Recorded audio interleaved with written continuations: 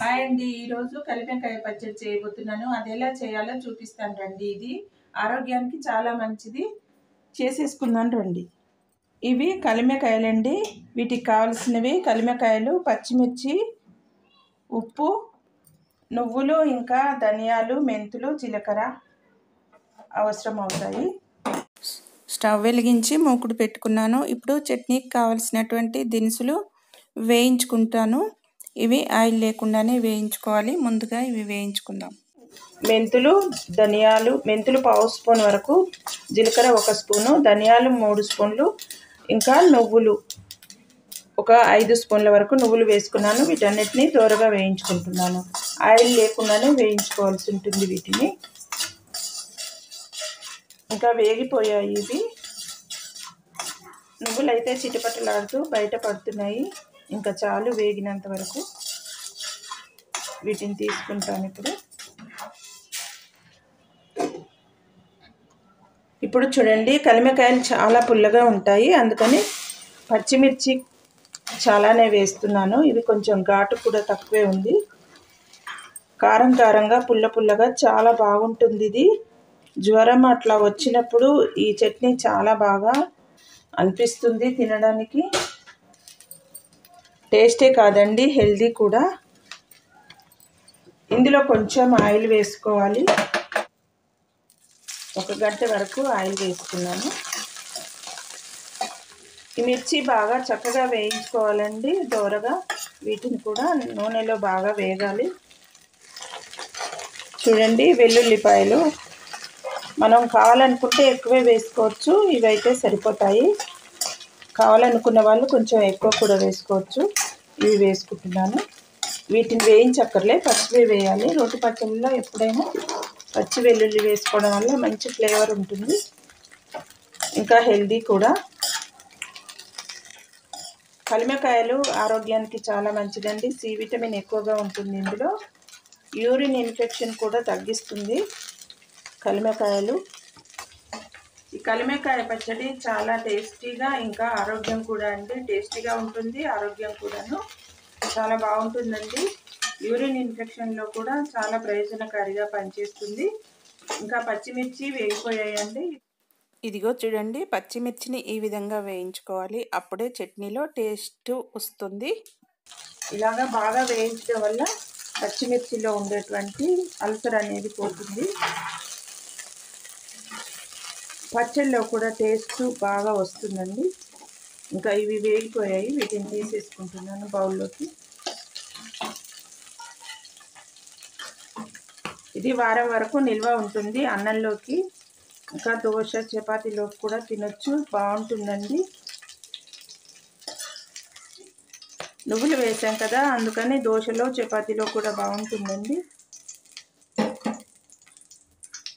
ఇదిగో చూడండి కలిమెకాయలు. ఇప్పుడు వీటిని వేసేసుకుంటున్నాను. కలిమెకాయల్లో గింజలు చాలా చిన్నగా ఉన్నాయండి, అందుకని వీటిని కట్ చేయట్లేదు. గింజ పెద్దగా ఉన్నప్పుడు కట్ చేసి గింజలు తీసేసుకోవాలి.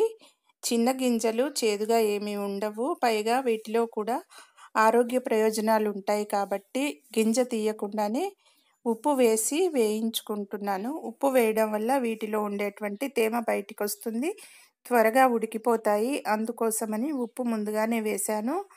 గింజ చాలా చిన్నగా ఉంది కాబట్టి తీయట్లేదు, గమనించండి.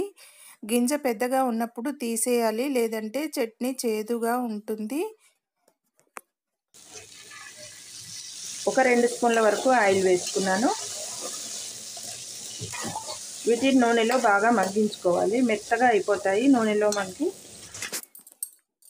చూడండి, మెత్తగా వేగిపోయాయి. లేత కాయలండి, లావుగానే అనిపిస్తున్నాయి కానీ చాలా లేతవి. లోపలైతే గింజ లేనే లేదు, చాలా చిన్నదిగా ఉంది.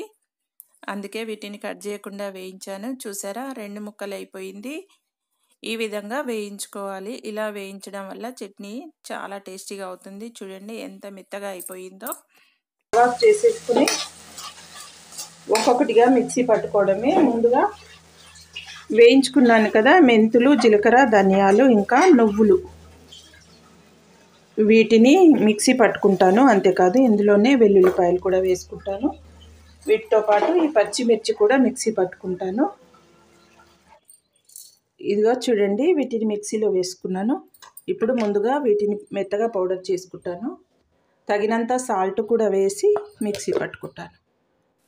చూడండి, ముందుగా వేసుకున్నవి మెత్తగా పట్టుకున్నాను. ఇప్పుడు ఇంకా కలిమికాయలని కూడా వేసి మెత్తగా పట్టుకుంటాను. ఇవి చాలా ఫాస్ట్గా అయిపోతాయండి. చాలా టేస్టీగా ఉంటాయండి. ముక్కలు కట్ చేయకపోవడం వల్ల చక్కగా వేగుతాయి, నూనెలో టేస్టీగా ఉంటాయి. మూకుడు పెట్టుకుని ఆయిల్ వేసుకుని పోపు దినుసులు వేసుకున్నాను. ఎండుమిర్చి వేసుకుంటున్నాను. ఇప్పుడు పోపు వేగిపోయింది. కొద్దిగా ఇంగువ, కరివేపాకు వేసుకుంటాను. కొద్దిగా పసుపు,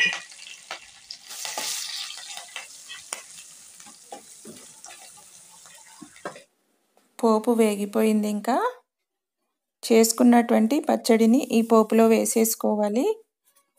ఇంకా స్టవ్ ఆఫ్ చేసేసుకోవడమే. పోపులో పచ్చడి వేసుకుని బాగా కలగలిపి బౌల్లోకి తీసుకుంటే చట్నీ రెడీ అయిపోయినట్టే. టేస్టీ హెల్తీ కలిమికాయ చట్నీ అండి. చూడండి, అయిపోయింది. తాలింపు కూడా సూపర్ టేస్ట్ ఇంకా హెల్తీ అయినటువంటి కలిమికాయ పచ్చడి అండి.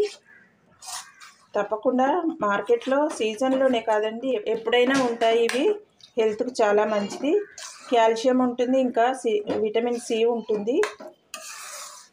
యూరిన్ ఇన్ఫెక్షన్ ఉన్న వాళ్ళు చాలా ఎక్కువగా తింటే బాగుంటుందంట హెల్త్కి. ఇలా తాలింపు చేసుకుని చక్కగా కలుపుకొని బౌల్లోకి తీసేసుకోవడమే.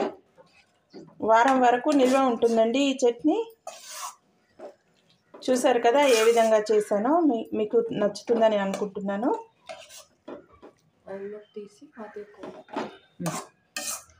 ఇప్పుడు దీన్ని బౌల్లోకి తీసేసుకుందాము.